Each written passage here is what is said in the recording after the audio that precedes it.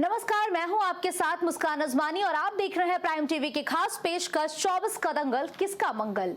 UP की Mainpuri Lok Sabha seat Samajwadi party का गढ़ मानी जाती है।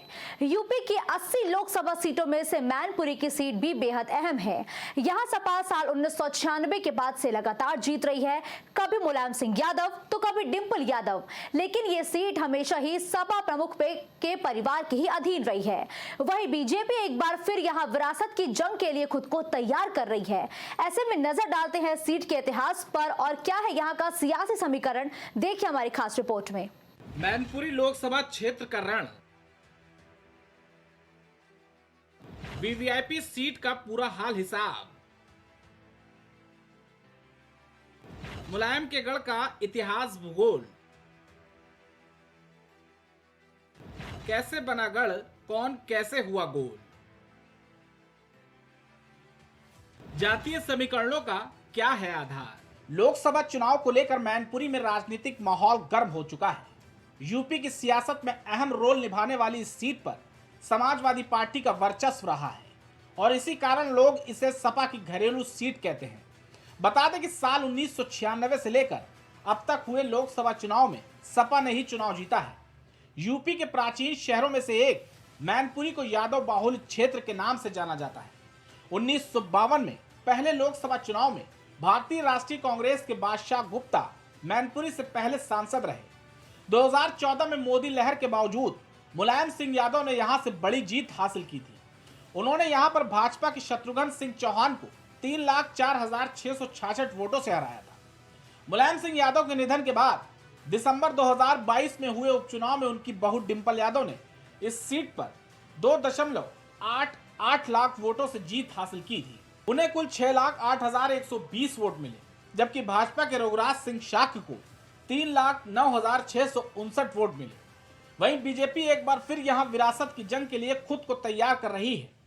विकास के दावे वादे लेकर बीजेपी चुनावी मैदान में है। इस बार मिशन 80 का टारगेट सेट करने के लिए भारतीय जनता पार्टी चुनावी मैदान में आ चुकी है, लेकिन मैनपुरी की सीट हासिल करना सत्ताधारी पार्टी के लिए बड़ी कठिनाई होगी। आजादी के बाद देश में पहली बार 1951 और 52 में हुए चुनाव में यहां से कांग्रेस के बादशाह गुप्ता जीते थे। 1957 में इस सीट से प्रजा सोशलिस्ट पार्टी के बंशीदास धनगर ने जीत हासिल की। 1962 के चुनाव में कांग्रेस के बादशाह गुप्ता ने वापसी की।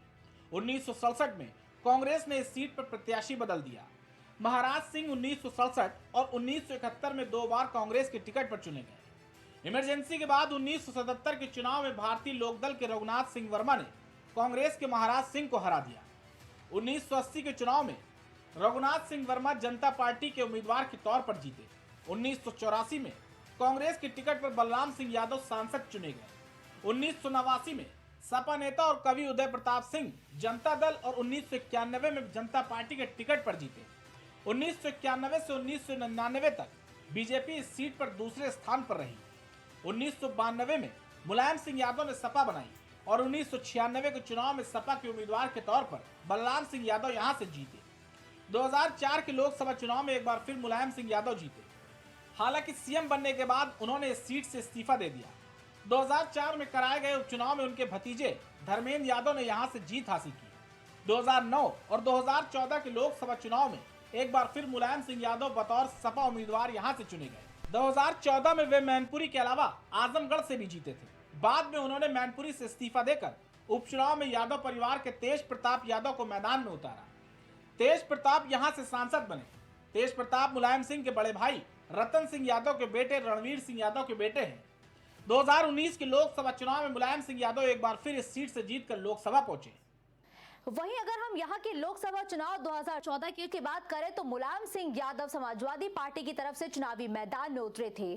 तब समाजवादी पार्टी के प्रत्याशी मुलायम सिंह यादव को मैनपुरी की जनता ने बेहद प्यार दिया और 5,95,455 वोट मुलायम सिंह यादव को मिले। और अगर हम वोट परसेंटेज की बात करें तो 59.6 उनका वोट प्रतिशत रहा। वहीं 2014 में भारतीय जनता पार्टी और प्रधानमंत्री मोदी की लहर थी, लेकिन इस सीट पर पीएम की लहर भी काम नहीं कर पाई और रघुराज सिंह शाक्य चुनाव हार गए थे। लेकिन रघुराज सिंह शाक्य को 2,31,117 वोट मिले थे और उनका वोट प्रतिशत 23.1 रहा। साल 2019 में भी समाजवादी पार्टी के जीत का सिलसिला जारी रहा। मुलायम सिंह यादव को एक बार फिर से मैनपुरी की जनता ने प्यार दिया। 5,24,926 वोटों के साथ मुलायम सिंह यादव का वोट परसेंटेज रहा 54.2। वहीं भारतीय जनता पार्टी के प्रत्याशी प्रेम सिंह शाक्य की बात करें तो प्रेम सिंह शाक्य को 4,28,559 वोट मिले थे, जबकि उनका वोट प्रतिशत 44.4 रहा था। मैनपुरी के जातीय समीकरणों की बात करें तो मैनपुरी सबसे ज्यादा यादव वोटर्स है। इसके अलावा पिछड़े वोटरों की बहुलता है। शाक्य और ठाकुर समाज के भी वोटर यहां अच्छी तादाद में हैं। यादव मतदाताओं की संख्या यहां करीब 3.5 लाख बताई जाती है। इसके अलावा एक अनुमान के मुताबिक यहां 1,50,000 ठाकुर मतदाता, 1,20,000 ब्राह्मण मतदाता हैं। इसके अलावा शाक्य करीब 1,60,000, जाटव 1,40,000 और 1 लाख लोधी राजपूत मतदाता हैं। वैश्य और मुस्लिम मतदाता भी करीब 1 लाख संख्या में है। करीब 1 लाख कुर्मी मतदाता भी हैं।